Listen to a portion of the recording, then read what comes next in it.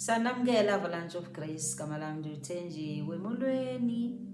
Sifunda kwincwadi kaYeremiya namhlanje wama-33 ivesi yesi-3. Ndinqule ndikuphendule, ndikuxelele izinto ezinkulu ezinqabileyo ongazaziyo. Nansi ivesi ezosiqinisa namhlanje. Sibizwa ngumzali wethu ngokwakhe, sibizwa nguYesu Kristu uqobo lwakhe. Uthi masize kuye neengxaki zethu. Uthi izani kum ndizoninika i-wisdom, ndizoninika i-revelation, ndizanikhanyisela, ndizanigayida. Uyasibona uba siyalahleka xa sinengxaki, sihambe nje sifuna uncedwa nakubani na, sijike sixakane nezinto, sijike sidibane neembila zithuthe. Uyasibiza namhlanje.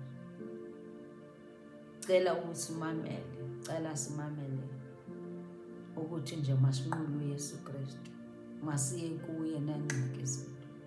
Futhi ufuna siqhele ukuba sibe nobudlelwane naye uYesu Kristu kwangoku iingxaki zingekabikho. Qhele ukuthi nje ubudlelwane bakho naye uzoqina, kwenzela into ukuthi njena uthi xa unengxaki ezinkulu uye kuye, nguye oza kuxelela izinto ezinqabileyo. Funa siye kuye azosixelela into ezinqabileyo esingazaziyo. Sithi xa singazazi izinto sazi ukuthi ukhona yena ozaziyo. Khona uYesu Kristu, nyana kaDavide, esizawuthi sakummemeza asixelele asibonise. Akafuni sihambe siyokhonza abanye othixo, siyofuna ukwazi wabanye othixo. Exodus 20 verse 3. Uthe ningayokhonza abanye othixo ngaphandle kwam. Iingxaki zakho ngakuye kulo mntu okudalileyo. Lo okudalileyo uzokunika, uzokuxelela, akunike obunye ukuhlakanipha, obunye ubulumko ongabazi. Le ubuyibona inzima ufuna uze kuye.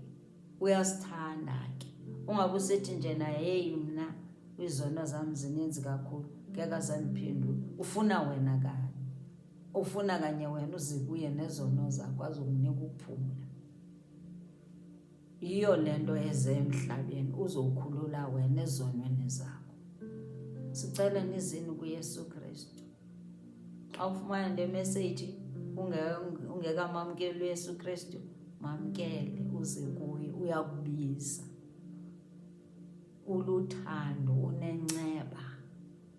Uzawumbona nawe empilweni yakho, uzayijika impilo yakho. Uza kuYesu Kristu. Inkosi kakhulu. God bless you.